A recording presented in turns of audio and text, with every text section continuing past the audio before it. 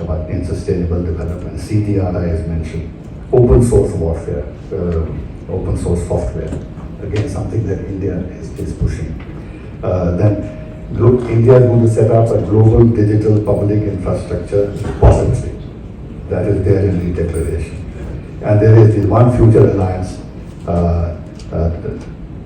the idea which again has been floated by India, and then the global initiative for digital health. These are all the ideas that India has introduced in the document. One part of the subject you've given me is the future of G20 summits. I'll take half a minute.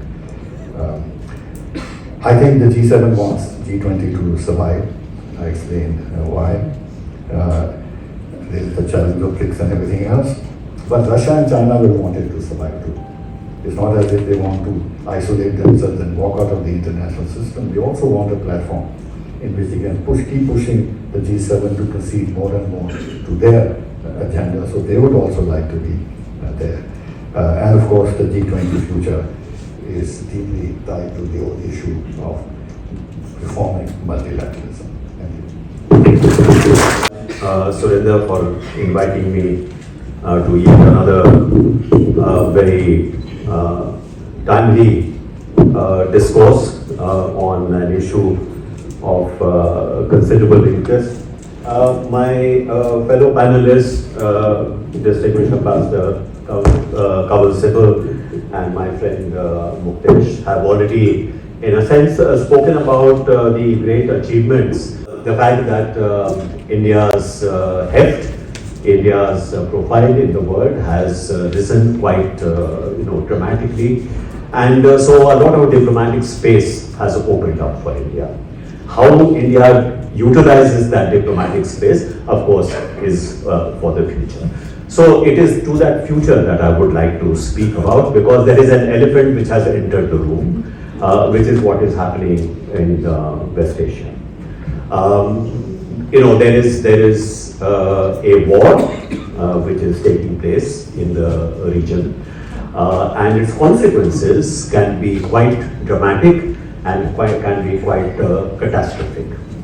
And I think that going forward, the G20 process and some of the achievements that we have made could get impacted by these developments. So it is worthwhile for us to maybe think a little bit about this great achievement that we have accomplished. How do we ensure in this new, very, very uncertain and I would say almost a transformational moment, how do we ensure that a fracturing of the global south as a result of what is happening today in the Middle East? What do I mean by that? You saw that over a period of time, there was a certain reconciliation process which was taking place in West Asia. Some of the countries of West Asia, like the United Arab Republics, Bahrain, Morocco, they had already established, diplomatic relations with Israel. Just some time ago, it seemed as if Saudi Arabia was going to make that final leap and also establish official relations with Israel. They already had, not perhaps so publicly, but they had already had a very, very, very close relationship. Last year when I had gone to Riyadh to attend a global cybersecurity conference, I was quite surprised to see that quite a few Israeli participants in that conference as well. Now, my sense is that this particular trend, in which India is also investment, by the way, the I2 and U2, and what was decided at the global, at the G20 summit, the corridor, economic corridor from India to West Asia, its destination being Haifa and Israeli port. What is the future of that project now? We are not certain now. I'm not saying that it is now off the table, but it is something on which there is a bit of a question mark now. Even if the Gulf and West Asian regimes want that the we should get back to some kind of a stable situation. That may not happen. Why? Because if the kind of killing which is taking place, the kind of destruction which is taking place, for example, in Gaza, it cannot but, to my mind, agitate the Arab street. And if these regimes are most afraid of, it is the Arab street. You saw what happened during the Arab Spring. So if the Arab street gets more and more agitated, if this particular conflict continues much longer, then I am afraid that this particular trend that we have seen so far, this trend may be disrupted. Because these regimes will find it difficult to continue with this particular process with the agitation they face on their own streets. So, if we are talking about the global south in the future, and we have invested a great deal in this, and I think it has been India's initiative to really crystallize, to bring a certain degree of coherence to this concept of the global south. Now, it is likely that as a result of what is happening, there could be fractures, as I said, in the global south itself. India has taken a certain position, public position, of expressing solidarity with Israel. It has also talked about, the dangers from terrorism. This may not be the perception of a very large number of other, countries of the global south. So we will have to navigate a very careful kind of a trajectory going forward, so that the gains that we have made in the G20 summit, these gains are not in fact diluted or affected. The other aspect which of course could be and will be affected by this is that in addition to all the disruptions which have been caused by the Ukraine war, we now have yet another source of disruption that we have to deal with. So many of the agenda items that India played a very important role in really making them part and parcel of the future agenda. Climate change, service and many others will rise to this occasion. But it is something that we need to start thinking about. How is it that in taking forward the G20 agenda, some of these very important achievements we are able to not only maintain but take forward. In this respect, I think working very closely together with the incoming G20 leader, Brazil. After that, we will have South Africa. I think it is very worthwhile to really work together with them, because their interests are also going to be affected by what is happening today across the world. By the way, this is not the only kind of question mark that we are facing. We are facing elections in India. We are facing elections in the United States of America. And if in the United States of America, if what many fear, if there is going to be ab ki baar Trump Sarkar again, then I think all bets are off in a sense. Because we don't know what the policy of the United States will be, for example, with respect to Ukraine. You already saw that in the vote which for the raising of the debt ceiling, the assistance to Ukraine was stopped up. So there are many imponderables that have now emerged within the space of what? Just a few months after the G20 summit has concluded.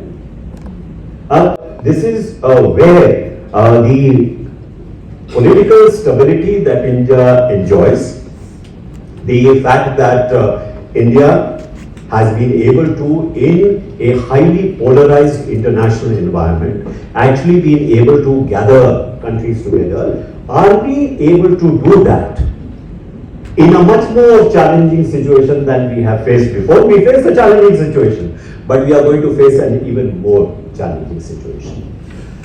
Global South cannot afford polarization. Let me put that very straight. if there is a polarization which continues in the international, landscape, then the kind of promise which the global South in fact offers, that promise is going to be very severely undermined. So one very, very important, challenge that India will have to face, and I think will have to deal with, is whatever it has invested in the global South. And I think the future lies with the global South. Global South is the only grouping which can prevent what is almost looks like an inevitable polarization of the international landscape. But to ensure that the global South itself does not get polarized, and which the danger is there, we should recognize that danger, acknowledge that danger. I think it will be up to India to really, deal successfully with this challenge. So I will stop here. Yeah, we have introduced a reality check and also forward about the things. But there is enough to be saying in wrapping up this discussion as the last speaker, because when India assumed the G20 presidency on the 1st of December last year from Indonesia, with the theme of Vasudhaiva Kutumbakam, as Mukesh reminded us, one earth, one family, one future, was the way we translated it.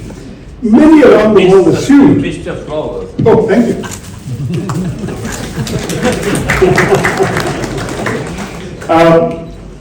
Many around the world assumed it would be a fairly routine chairmanship, assigned as it was by rotation amongst the grouping's members.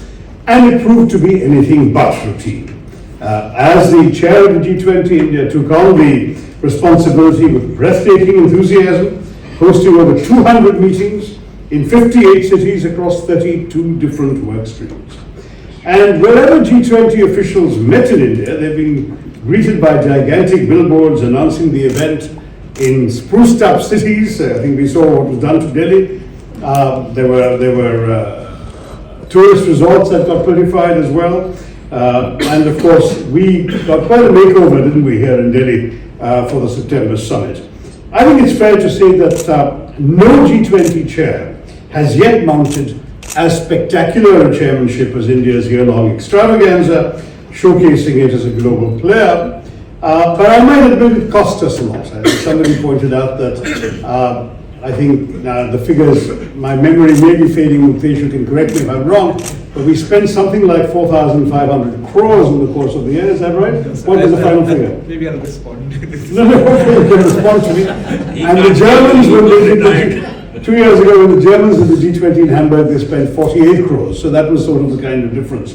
But it was amazing. We did a vast range of meetings, workshops, seminars, dialogues, and sort of, it was a good welcome opportunity for India to showcase its own tradition, which some, particularly in domestic politics, had feared had been abandoned, of being inclusive and open to collaborating with all, in this case, all countries.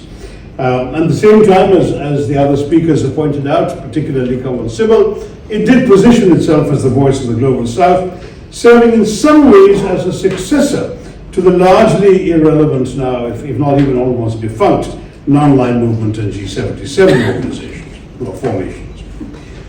Now, the list of topics that India came up with and that the events touched on spanned an impressive gamut of issues. Global macroeconomic policies, infrastructure financing, sustainable finance, health finance, international taxation, financial sector reforms, anti-corruption, agriculture, culture, development, the digital economy, employment, environment and climate, education, energy transition, health, trade, investment, tourism, and more. These meetings therefore provided quite an extraordinary opportunity for us to push a platform in which views could be exchanged with all countries, but which of course gave us an opportunity to showcase our own point of view in all of this, as Kanwal Sibal has rightly pointed out. And of course it gave us a chance to forge consensus on all these key issues. And I think the principal achievement of pulling off the declaration, which again no one expected till the very end, has already been highlighted. I applauded it at the time, I applaud it again. But amongst India's principal achievements that haven't perhaps been mentioned enough this evening was the largely unprecedented one of taking the G20 closer to the public, making it genuinely what the Prime Minister called a people's G20, because of various citizen engagement events, large-scale public participation activities such as the University Connect, Jan Bhagidari, Hornbill Festival, the monument illumination and social media campaigns. There was an interesting C20, Civil Society 20, which I got to address under the auspices of Mata Amritanandamayi. So it was quite an unusual sort of thing, and it brought attention to a body that most Indians had not heard of before, but which suddenly assumed great significance in their lives. And of course, involving youth, civil society, think tanks, and other stakeholders made them aware of the issues and opportunities covered by the G20. And I would say Shyam is leaving, but Shyam, I was getting to you because I agree 100%, I was getting to the future a little later. I agree 100% with your excellent insights and thoughts on the current risks for the future. But anyway, building up to that, let me come to all these positives. And the government, of course, used yoga, Ayurveda, and Bollywood and cricket also to promote its image in and through the G20. Now, what was interesting, two new working groups on disaster risk reduction and startups. I think Mukesh has mentioned those. Projecting an international research initiative on millets. And of course, that's something which we've also been seeing domestically. And then supporting making the African Union a permanent invitee. I would slightly differ with Shyam. I don't think it was our idea initially, because it first came up with the Chinese proposing it a couple of years ago, but we did latch on it and we delivered, so we get credit for that. And clearly the G20, with the African Union joining the European Union as the two sort of regional bodies that are members, I think is a tremendously new development. Indian ideas and issues like digital public infrastructure and green development, as well as proposals to reform multilateral development banks and promote resilient, inclusive and accelerated growth, have featured in the final declaration, and those all come from India. I think there's no doubt that India wants to see the G20 establish itself as a forum for global public good, rather than just, a grouping of the largest macroeconomic thinkers, the biggest economies in the world, is the way it started off. And I think India got the G20 finance ministers to agree to a 7-year plan to promote the Sustainable Development Goals, and that too was a good initiative. Now, our chairmanship did have its challenges. We talked about a vision of healing, harmony and hope in the post-pandemic world, but with our own internal turmoil and Manipur burning and communal flare-ups in Haryana's New and Gurugram districts just before the summiteers arrived in Delhi, that required healing and harmony too, and foreign delegates were not unaware of the contradictions between the government's preaching of Vasudhaiva Kutumbakam abroad and weaponizing of identity politics at home. And I think the sooner that India gets its own internal house in order, the better for its global credibility. But I do want to congratulate our friends in the Foreign Ministry and the Sherpa, who's not from the Foreign Ministry, who've done an outstanding job in putting off agreement on the declaration, which had been stymied, both in language about the aftermath of the COVID pandemic and the Ukraine war, and because of all the linked things. Because of Ukraine, 70 countries are at a risk of debt distress, which could hamper their ability to develop. Managing the global debt crisis and ensuring a sustainable and inclusive recovery from the pandemic was clearly one of the principal responsibilities of the G20. To get agreed language and all of that across these countries was a no small achievement, and I am very proud to applaud my compatriots for doing that. Getting rich and poor countries to agree on formulae for the way forward on these development issues. It sounds like it's just words, but in fact, it required a great deal of consensus building, and that's extremely important and welcome. India did not find it easy, I think, to balance the interests and perspectives of diverse G20 members and partners on key issues. We mustn't forget that G20 is a diverse and heterogeneous group of countries with different levels of development, political systems, economic models, and cultural values. And so some of the contentious issues that came up in the course of the discussion range from climate change issues, trade issues, taxation issues, digital economy issues, health issues, and that's after the pandemic, and development issues. And then, of course, pulling off this extraordinary formula on the Ukraine war and its implications for global peace and security. Now, all of this has been what India was able to do, and I think across party lines we would want to hail the accomplishments here. I do want to say, however, that China and Russia showed us incipient signs of problems and their frequent and constant obstruction, not only on Ukraine, but a number of other Indian proposals. I think Mukesh has been very diplomatic in not addressing that. It happened in many meetings where the Chinese and Russian diplomats tried to object to Indian formulations on various topics. But in the end, they came along with a consensus, and that's what offers a great deal of hope. India did attempt and did succeed, I'd say, by and large, in playing a bridging role between the developed and developing countries, as well as between the major powers and the emerging economies, to ensure G20 outcomes that were fair, balanced, and acceptable to all.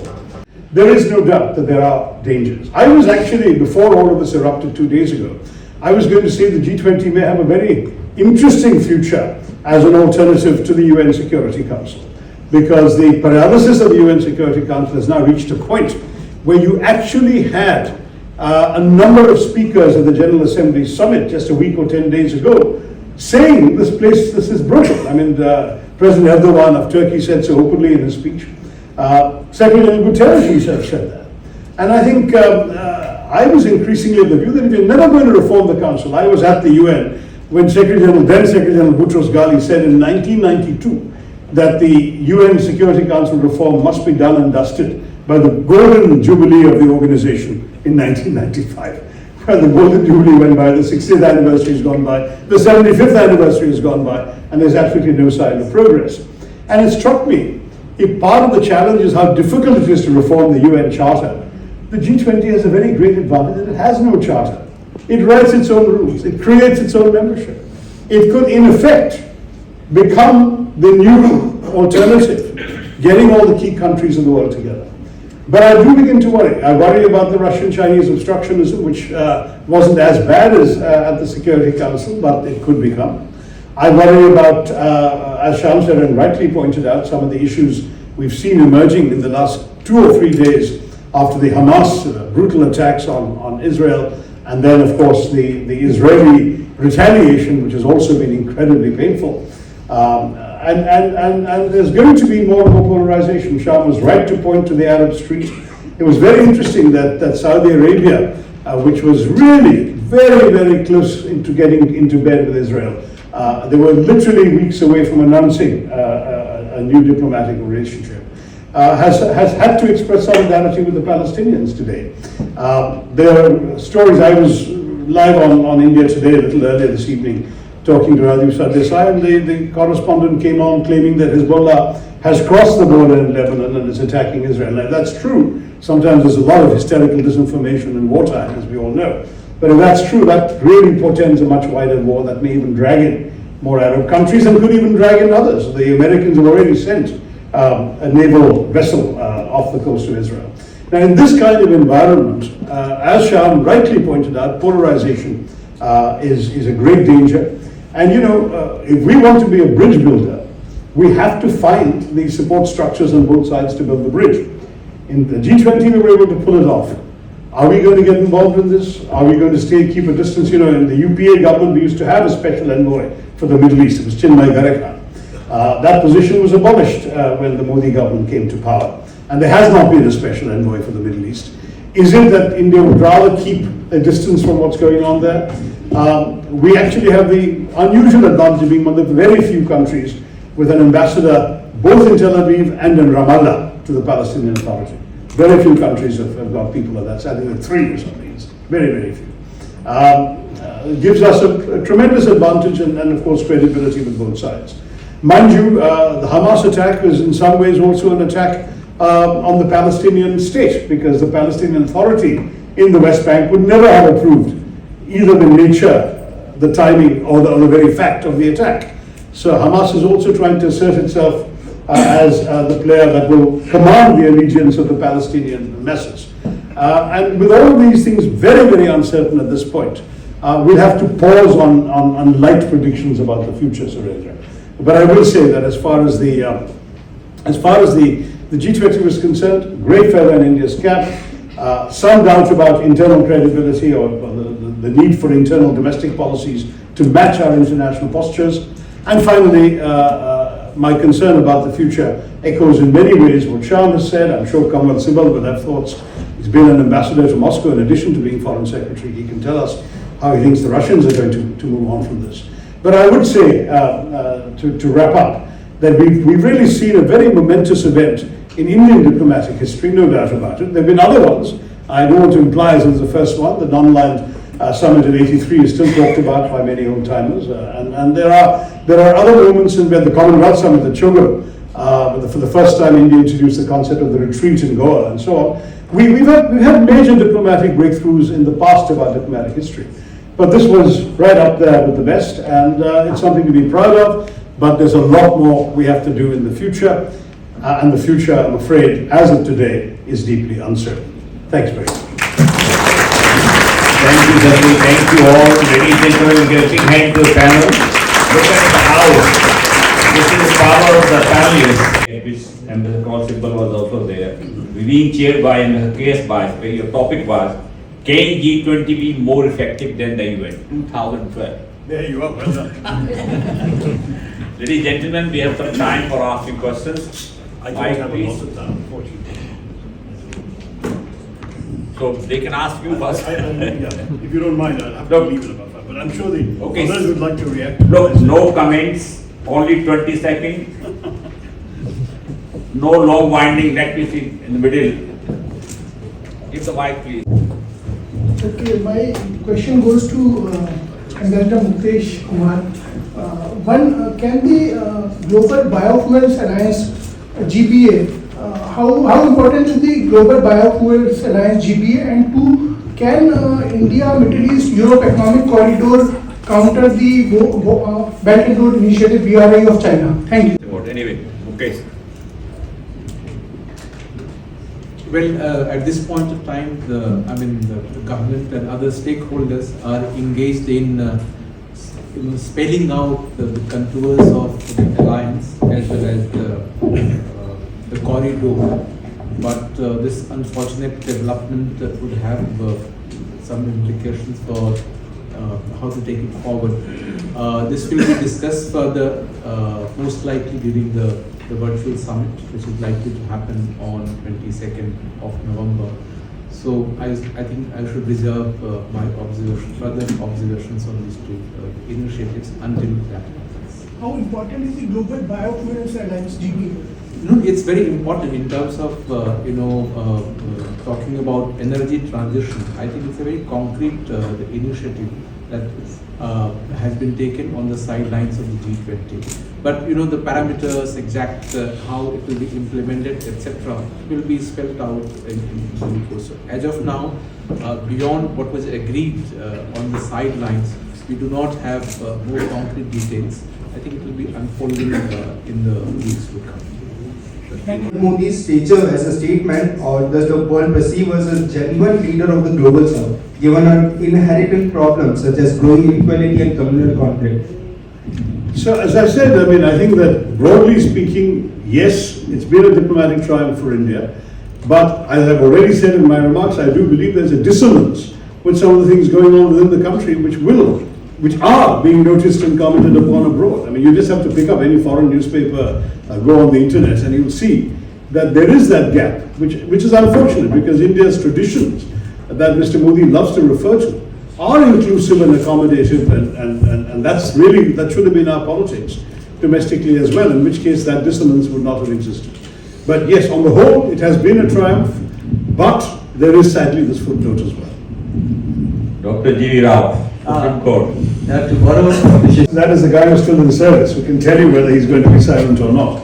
But I will say that I certainly believe that we should be a force for peace in the world. It's a role we have played in the 50s, occasionally at other times. I don't see why we shouldn't.